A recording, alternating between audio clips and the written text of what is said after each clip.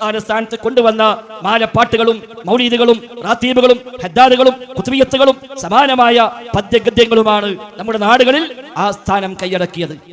ഹദ്ദാദില്ലാത്ത പള്ളിയുണ്ടോ നാടുകളിൽ? ഇല്ല. എന്നാൽ ഖുർആന്റെ ആയത്ത് അർത്ഥസഹിതം പഠിപ്പിക്കുന്ന പള്ളിയുണ്ടോ? ഇല്ല. എന്റെ വ്യത്യാസം അങ്ങനെ? വിശുദ്ധ ഖുർആൻ അള്ളാന്റെ വഹ്യാണ് എന്ന് ആർക്കാ സംശയമുള്ളത്? ആർക്കുമില്ല. അള്ളാന്റെ കിതാബ് എല്ലാവർക്കും അറിയാം. പക്ഷേ ആ കിതാബിലെ ഒരായത്തെങ്കിലും നമ്മുടെ മഹല്ല് നിവാസികൾ പഠിക്കട്ടെ എന്ന് തീരുമാനിച്ചില്ല.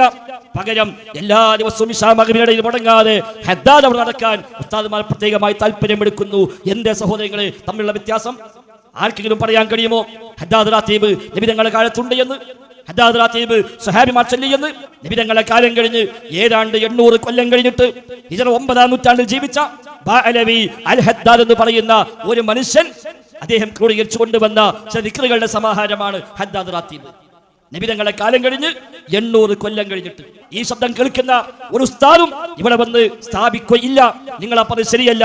നബി തങ്ങളുടെ പള്ളി ഹദ്ദാദ് ഉണ്ടായിരുന്നു, സ്വഹാബിമാർ ഹദ്ദാദ് ചൊല്ലിയിരുന്നു, താബിഈകൾ ഹദ്ദാദ് ചൊല്ലിയിരുന്നു, ഷാഫി ഇമാം ഹദ്ദാദ് ചൊല്ലിയിരുന്നു എന്ന് ഒരാളും അവകാശപ്പെടുകയില്ല. അങ്ങനെ ആർക്കും തെളിയിക്കാനും കഴിയില്ല. ആർക്കും അങ്ങനെ ഒരു വാദവുമില്ല. അത് ബഅലവി അൽ ഹദ്ദാദ് എന്ന് പറയുന്ന ഒരാൾ ഉണ്ടാക്കി. അതുകൊണ്ടാണ് ഹദ്ദാദ് എന്ന പേര് തന്നെ വന്നത്. ബഅലവി അൽ ഹദ്ദാദ് ഉണ്ടാക്കിയ ആളുടെ പേരാണ്. ഈ ഹദ്ദാദ് റാത്തീബിന് കൂലി കിട്ടുമെന്നാണെങ്കിൽ നാളെ പരലോകത്തെത്തുമ്പോൾ സ്വഹാബിമാരുടെ ഏടുകളിൽ ഹദ്ദാദ് റാത്തീബില്ല. താബഈകൾ ചില ഇബാദത്തുകളിൽ ഹദ്ദാദില്ല, ഖുതുബിയത്തില്ല, മാലപ്പാട്ടുകളില്ല, നാരിയാ സ്വലാത്തില്ല, കമാലിയാ സ്വലാത്തില്ല, താജ് സ്വലാത്തില്ല, ഒന്നുമില്ല. ഇതൊരു മൗലിദ് കിതാബാണ്. ഇതിലുള്ളത് 333 വക മൗലിദാണ്.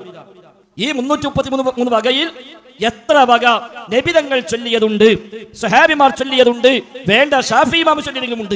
ഷാഫി മദ്ഹബ് എന്ന് അവകാശപ്പെടുന്നുവല്ലോ. 133-ൽ ഒരു 10, 25, 30 വക ഉണ്ടാകുമെന്നല്ലാതെ വേറൊന്നുമില്ല.